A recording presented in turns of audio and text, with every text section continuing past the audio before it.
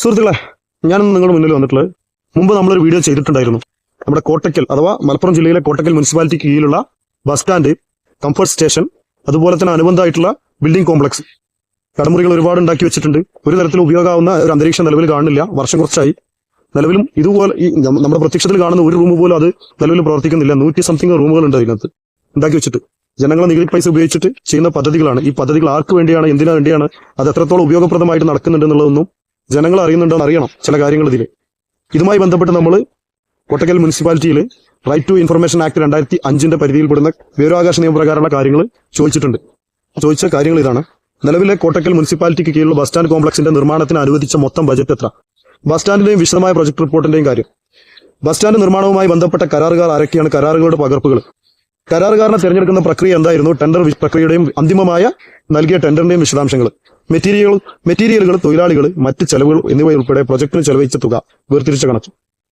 Bus stand നിർമ്മാണ സമയത്തോ അതിനുശേഷമോ എന്തെങ്കിലും മൂന്നാം കക്ഷി ഓഡിറ്റോ പരിശോധനയോ നടത്തിയിട്ടുണ്ടോ? ഉണ്ടെങ്കിൽ റിപ്പോർട്ടുകളുടെ പകർപ്പ്.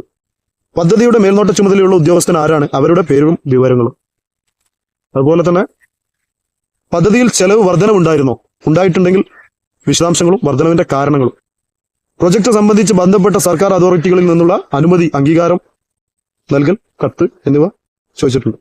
പദ്ധതി പൂർത്തീകരിക്കുന്നതിനുള്ള യഥാർത്ഥ സമയക്രമം എന്തായിരുന്നു? അഥവാ ഡേറ്റ് ഏതായിരുന്നു? ആരംഭം, അവസാന തീയതികളുടെ വിശദാംശങ്ങൾ. പദ്ധതി പൂർത്തീകരിക്കുന്നതിൽ എന്തെങ്കിലും കാലതാമസങ്ങൾ ഉണ്ടായിട്ടുണ്ടോ? ഉണ്ടെങ്കിൽ കാലതാമസത്തിനുള്ള കാരണങ്ങൾ. ബസ് സ്റ്റാൻഡ് നിർമ്മാണവുമായി ബന്ധപ്പെട്ട് ലഭിച്ച പരാതികളുടെയും അഭ്യർത്ഥനകളുടെയും വിശദാംശങ്ങൾ. പരാതികൾ ലഭിച്ചിട്ടുണ്ടോ എന്നുള്ളതും കാര്യങ്ങൾ ചോദിച്ചിട്ടുണ്ട്. പദ്ധതിയിൽ സുതാര്യതയും ഉത്തരവാദിത്വവും ഉറപ്പാക്കുന്നതിന് എന്തെല്ലാം നടപടികൾ എടുത്തിട്ടുണ്ട്? പ്രൊജക്ടുമായി ബന്ധപ്പെട്ട സർക്കാർ അല്ലെങ്കിൽ സ്വതന്ത്ര സ്ഥാപനങ്ങൾ നടത്തിയ ഓഡിറ്റുകളുടെ വിശദമായ വിശദാംശങ്ങൾ. പദ്ധതിയുടെ വിശദാംശങ്ങളെക്കുറിച്ച് പ്രാദേശിക സമൂഹത്തോട് കൂടിയാലോചിക്കുകയോ അറിയിക്കുകയോ ചെയ്തിരുന്നോ? കമ്മ്യൂണിറ്റി ഇടപഴകലിന്റെ ഡോക്യുമെന്റേഷൻ എന്തെങ്കിലും ഉണ്ടെങ്കിൽ അത് നൽകുക. ബസ് സ്റ്റാൻഡിന്റെയും പരിശോധന അല്ലെങ്കിൽ പൂർത്തീകരണ സർട്ടിഫിക്കറ്റുകളുടെ പകർപ്പ്.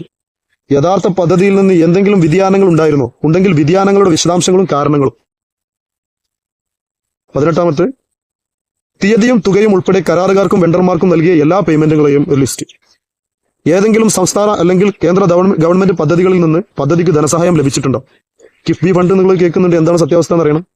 ഉണ്ടെങ്കിൽ പദ്ധതിയുടെയും ഫണ്ട് അലോക്കേഷന്റെയും വിശദാംശങ്ങൾ. ബസ് സ്റ്റാൻഡ് പദ്ധതിക്കായി സ്ഥലം ഏറ്റെടുക്കലും കൈമാറ്റവും എങ്ങനെയാണ് നടത്തിയത്? ബന്ധപ്പെട്ട രേഖകൾ. കരാറുകാർ, വിതരണക്കാർ ഏതെങ്കിലും വ്യാജ വിലാസങ്ങളോ വ്യാജ രേഖകളോ നൽകിയിട്ടുണ്ടോ? ഉണ്ടെങ്കിൽ വിശദാംശങ്ങളും അന്വേഷണ റിപ്പോർട്ടുകളും. ഇതെന്താണെന്ന് വെച്ചാൽ ഇതൊക്കെ ചോദിക്കേണ്ട ആവശ്യം വരുന്നത് ഇതിന്റെ നിലവിലുള്ള സ്ഥിതി ഒരു തരത്തിലും ബിൽഡിംഗ് കോംപ്ലക്സ് അഥവാ വ്യവസായ കാര്യങ്ങൾക്ക് വേണ്ടിയിട്ട് ഉണ്ടാക്കിയിട്ടുള്ള പദ്ധതിയുടെ ഭാഗമായിട്ടുള്ള കോംപ്ലക്സ് ഇതുവരെ പൂർണ്ണമായ എന്നല്ല, ഒരു തരത്തിലും അത് ഉപയോഗിക്കാവുന്ന അന്തരീക്ഷം നിലവിലില്ല, കാണുന്നില്ല. അതാർക്കും ഓപ്പണിങ്ങിന് കൊടുത്തിട്ടില്ല. പദ്ധതിയിൽ രാഷ്ട്രീയ ഇടപെടൽ ഉണ്ടായിട്ടുണ്ടോ? അങ്ങനെയെങ്കിൽ പ്രസക്തമായ രേഖകളും തെളിവുകളും. ഇതെന്തുകൊണ്ടാണ് ഈ ഒരു സംരംഭം അല്ലെങ്കിൽ ഈ ഒരു സംവിധാനം ആ രീതിയിൽ നിൽക്കുന്നത് എന്നുള്ളത് നമുക്ക് സ്വാഭാവികമായിട്ട് സംശയം ഉണ്ടാവില്ലേ? പദ്ധതിയുമായി ബന്ധപ്പെട്ട ഫണ്ട് ദുരുപയോഗം, ക്രമക്കേട്, അഴിമതി എന്നിവ റിപ്പോർട്ട് ചെയ്തിട്ടുണ്ടോ? അത്തരം റിപ്പോർട്ടുകൾ, പരാതികൾ അല്ലെങ്കിൽ അന്വേഷണ കണ്ടെത്തലുകൾ എന്നിവയുടെ പകർപ്പുകൾ. പദ്ധതിയോടൊപ്പം എന്തെല്ലാം വികസന പ്രവർത്തനങ്ങൾ ആസൂത്രണം ചെയ്തിട്ടുണ്ട്? അവ നടപ്പിലാക്കിയിട്ടുണ്ടോ? ഇല്ലെങ്കിൽ കാരണങ്ങൾ വിശദീകരിക്കുക. ബസ് സ്റ്റാൻഡ് പ്രൊജക്ടിനായി സർക്കാർ ഫണ്ട് സ്വീകരിച്ചതും വിനിയോഗിച്ചതും ബാക്കിയുള്ള തുകയുടെ വിശദമായ വിവരങ്ങൾ നൽകുക. എത്രത്തോളം തുക ചെലവാക്കിയിട്ടുണ്ട്, എത്രത്തോളം ഇതിന് ലഭിച്ചിട്ടുണ്ട്, ബാലൻസ് എത്ര ഉണ്ട് എന്നുള്ളത്. ബസ് സ്റ്റാൻഡ് പദ്ധതിയുടെ ഭാഗമായി എത്ര കടമുറികൾ നിർമ്മിച്ചിട്ടുണ്ട്? ഓരോ കടയുടെയും വിശദമായ ഉദ്ദേശങ്ങളും വിശദാംശങ്ങളും. ഒരെണ്ണം ഉപയോഗിക്കാൻ സാധിച്ചിട്ടില്ല ഇവർക്ക്. 100 റൂമുകളുണ്ട്, 100 മേലുണ്ട് എന്ന് മനസ്സിലാക്കണം. ഏതെങ്കിലും കടമുറികൾ വാടകയ്ക്ക് എടുക്കുകയോ വാടക കൊടുക്കുകയോ നൽകുകയോ ചെയ്തിട്ടുണ്ടോ? ഉണ്ടെങ്കിൽ കരാറുകൾ, വാടകക്കാർ, വാടക വരുമാനം എന്നിവയുടെ വിശദമായ വിവരം. കടമുറികൾ ഉപയോഗത്തിലില്ലെങ്കിൽ ഉപയോഗിക്കാത്തതിന്റെ കാരണവും പ്രശ്നം പരിഹരിക്കാൻ സ്വീകരിച്ച നടപടികളും അറിയിക്കുക. കടമുറികളുടെ ഇപ്പോഴത്തെ അവസ്ഥ എന്താണ്? എന്തെങ്കിലും പരിശോധനയോ അറ്റകുറ്റപ്പണികളോ നടത്തിയിട്ടുണ്ടോ? റിപ്പോർട്ടുകളും വിശദമായ രേഖകളും. നിലവിൽ കംഫർട്ട് സ്റ്റേഷന്റെ പരിമിതി നമ്മൾ മുൻപ് കാണിച്ചിട്ടുണ്ട്. അതിന്റെ ദുരവസ്ഥ വളരെ മലിനമായിട്ടുള്ള ഒരു സംവിധാനമാണ് ഇപ്പോൾ പ്രവർത്തിച്ചുകൊണ്ടിരുന്നത്. കുറച്ച് ദിവസം മുമ്പ് നമ്മൾ വീഡിയോ ചെയ്തിട്ടുണ്ട്. അപ്പൊ അതുമായി ബന്ധപ്പെട്ട കുറച്ച് ചോദ്യങ്ങൾ ചോദിച്ചിട്ടുണ്ട്. കംഫർട്ട് സ്റ്റേഷൻ പരിപാലന പദ്ധതി എന്തായിരുന്നു? അവയുടെ പരിപാലനത്തിന് ആരാണ് ഉത്തരവാദി? അതുപോലെ തന്നെ കംഫർട്ട് സ്റ്റേഷൻ ക്ലീനിങ്, മെയിന്റനൻസ് ഷെഡ്യൂളിന്റെ വിശദമായ രേഖകൾ, അത് വിശദാംശങ്ങൾ നൽകുക. കംഫർട്ട് സ്റ്റേഷൻ സൗകര്യങ്ങളെ കുറിച്ച് എന്തെങ്കിലും പരിശോധനകളോ ഓഡിറ്റോ നടത്തിയിട്ടുണ്ടോ? അഥവാ ഉണ്ടെങ്കിൽ റിപ്പോർട്ടുകൾ നൽകുക. അഥവാ കംഫർട്ട് സ്റ്റേഷന്റെ സൗകര്യങ്ങളെ കുറിച്ച് നിലവിലുള്ള പരിമിതികളൊക്കെ കണ്ടല്ലോ, എന്തെങ്കിലും ഓഡിറ്റുകൾ ശേഷമോ മുമ്പോ നടന്നിട്ടുണ്ടോ? കംഫർട്ട് സ്റ്റേഷൻ സൗകര്യങ്ങൾ ആവശ്യമായ മാനദണ്ഡങ്ങൾ പാലിക്കുന്നുണ്ടെന്ന് ഉറപ്പാക്കാൻ എങ്ങനെയാണ് നിങ്ങൾ നിരീക്ഷിക്കുന്നത്? അതിന്റെ ഒരു അവസ്ഥ നമ്മൾ കാണിച്ചു. നിരീക്ഷണത്തിലൊക്കെ ബോധ്യമാണ്, എന്നാലും ചോദിക്കണമല്ലോ. ബസ് സ്റ്റാൻഡിന്റെ ഉദ്ഘാടനം മുതൽ മൊത്തം വൈദ്യുതി ഉപയോഗവും ചെലവും എത്രയായിരുന്നു? വൈദ്യുതി സംവിധാനങ്ങളുടെ പരിപാലനത്തിനായി എന്തെങ്കിലും അറ്റകുറ്റപ്പണി കരാറുകാർ ഒപ്പിട്ടിട്ടുണ്ടോ? അഥവാ നമുക്കറിയാം കൊച്ചിയിലുള്ള ലുലുമാള്, അതുപോലെ അല്ലെങ്കിൽ നെടുമ്പാശ്ശേരി എയർപോർട്ട്, ഇതൊക്കെ പ്രൈവറ്റ് കമ്പനികളിൽ നിന്നാണ് പ്രൈവറ്റ് കമ്പനികളും അല്ലെങ്കിൽ സർക്കാർ സംവിധാനങ്ങളും പ്രൈവറ്റ് KSEBിയിൽ നിന്നല്ലാതെ പ്രൈവറ്റ് ആയിട്ട് വാങ്ങുന്നുണ്ട്. അദാനി ഗ്രൂപ്പിൽ നിന്നും മറ്റൊക്കെ വാങ്ങുന്ന കമ്പനികളും ഉണ്ട്. അപ്പോൾ ആ തരത്തിൽ എന്തെങ്കിലും പദ്ധതി ഉണ്ടോ എന്നുള്ളതാണ്. വൈദ്യുതി സംവിധാനങ്ങളുടെ പരിപാലനത്തിനായി എന്തെങ്കിലും അറ്റകുറ്റപ്പണി കരാറുകൾ ഒപ്പിട്ടിട്ടുണ്ടോ? ഉണ്ടെങ്കിൽ മെയിൻ്റനൻസ് ഷെഡ്യൂളിന്റെയും കരാറുകാരന്റെയും വിശദാംശങ്ങൾ. അതുപോലെ തന്നെ 36ാമത്തെ ചോദ്യം, കടമുറികൾ സ്ഥാപനം നടത്തുന്നതിന് എത്ര പേരിൽ നിന്ന് എത്ര വീതം രൂപ അഡ്വാൻസ് ആയി മുനിസിപ്പാലിറ്റിയോ മറ്റോ കൈപ്പറ്റിയിരിക്കുന്നു എന്നതും ആ വ്യക്തികളുടെ പേരും മേൽവിലാസവും. നിലവിലൊരു അലിഗേഷൻ കേൾക്കുന്നുണ്ട്, കുറച്ച് പേരിൽ നിന്ന് ഫണ്ട് വാങ്ങിയിട്ട് അഥവാ അഡ്വാൻസ് ആയിട്ട് തുക കൈപ്പറ്റിയിട്ടും അവർക്കൊന്നും ഇത് വാടകയ്ക്ക് കൊടുക്കാനായിട്ടില്ല എന്നുള്ളതിന്റെ കാരണങ്ങൾ നമ്മൾ മുമ്പ് ചോദിച്ചിട്ടുണ്ട് ഇതിൽ തന്നെ. അപ്പം ഇത് ആരെല്ലാം നൽകിയിട്ടുണ്ടെന്ന് അറിയണമല്ലോ.